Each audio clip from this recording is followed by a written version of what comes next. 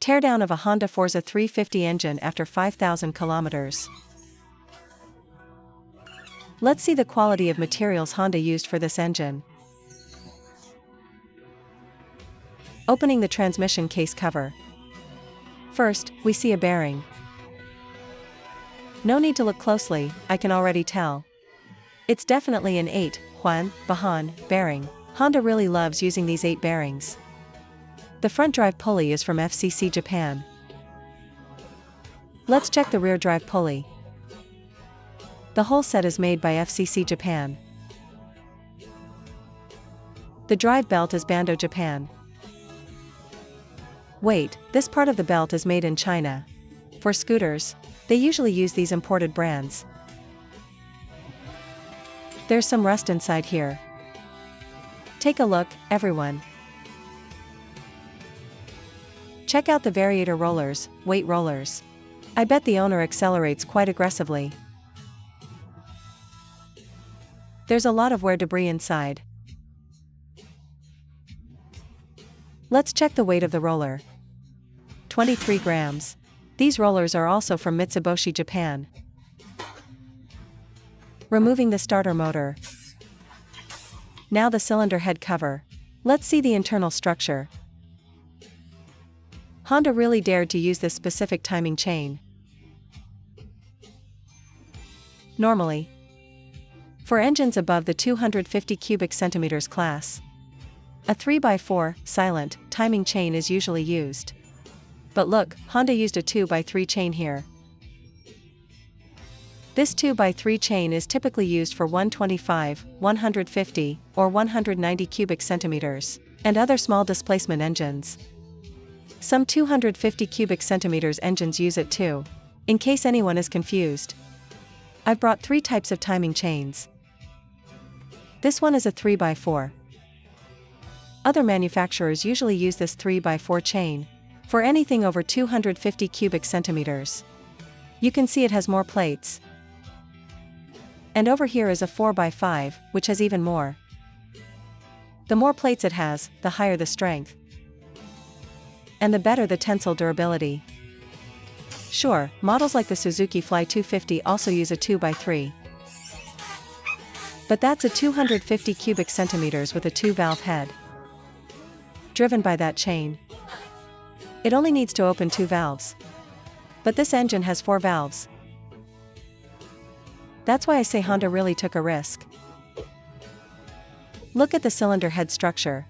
It's a single overhead cam, SOHC, for valve design. The valve adjustment method is done by replacing the valve shims. That's how it's achieved. It also uses roller rocker arms. Honda's roller rocker arm technology is very mature. Removing the rocker arms. Now, look at the camshaft. The camshaft only has one bearing. The other side of the camshaft is in direct contact with the head.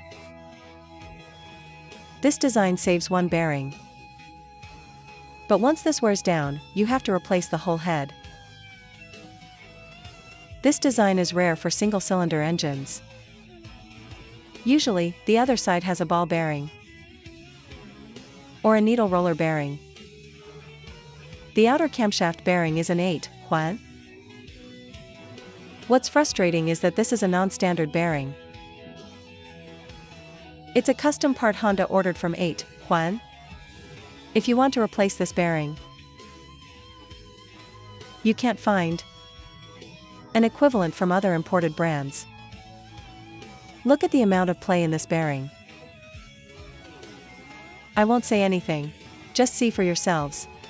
It feels like a waste to just buy an OEM replacement. So later, I will modify it and fit a better one. I already have a plan. Let's check the cylinder. The wear marks on the cylinder block are too obvious. Longtime fans might remember. I used to tear down Honda 190s often. The situation is very similar to this. The mileage isn't that high, but the cylinder walls don't look good. Also, the bearings on the 190 often have issues. The cylinder block is made of cast iron. The magnet sticks to it immediately. Can anyone tell from the look? Which manufacturer produced this? The actual displacement is 329 cubic centimeters. The cylinder was manufactured by Sebe. Produced by Sebe in Jiangmen. Let's compare it. Look at the Yamaha XMAX 300 cylinder. Yamaha uses a DiASil, die-cast aluminum silicon, cylinder. The magnet doesn't stick to it. Yamaha's cylinder is better here. It has higher wear resistance. Yamaha wins regarding the cylinder block. Now let's look at the piston. This is a cast piston. The piston skirt is coated with graphite. But the Yamaha XMAX 300 uses a forged piston. Yamaha wins again on the piston. The piston rings are from Riken. I forgot to weigh the piston. Yamaha's piston should be lighter, because forged pistons are designed for lightweight performance. There's another 8 bearing in the stator area. Man, 8 is everywhere these days. So many joint venture and domestic brands are using 8 bearings. That's why I'm always hesitant during teardowns. These 8 bearings used to fail all the time on the 190. Maybe they've improved now. Let's check the oil pump chain. It's no longer the old roller chain. This bike has been upgraded to a silent chain. It should run more quietly. Check out the timing chain. It uses a BorgWarner reinforced chain. The shot isn't very clear, but you can see it's BorgWarner. Yes, that's correct.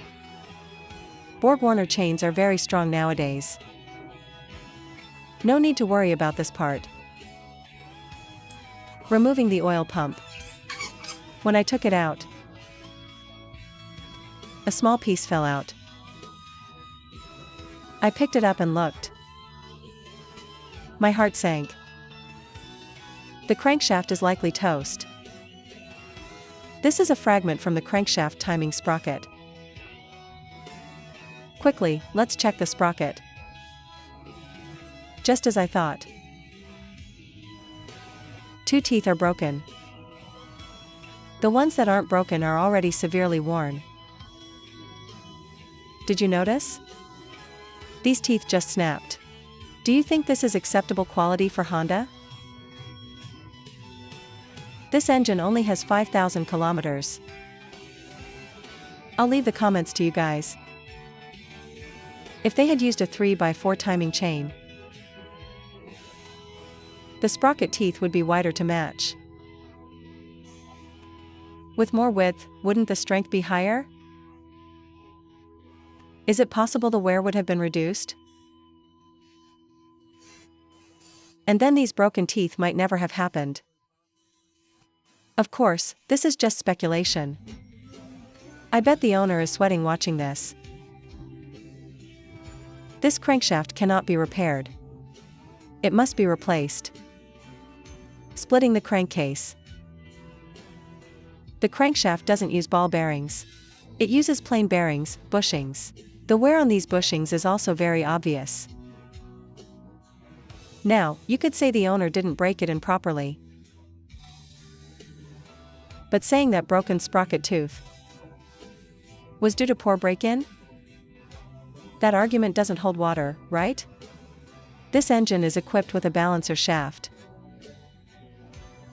And this balancer uses a split gear structure. Split gears can optimize the engine sound.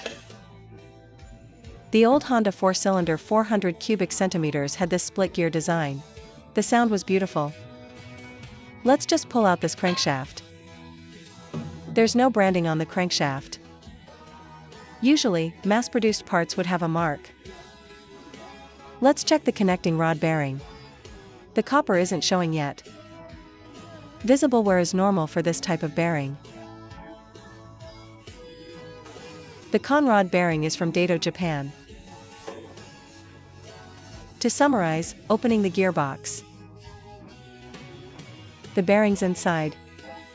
I probably don't even need to take them out. They are all 8P6 grade bearings.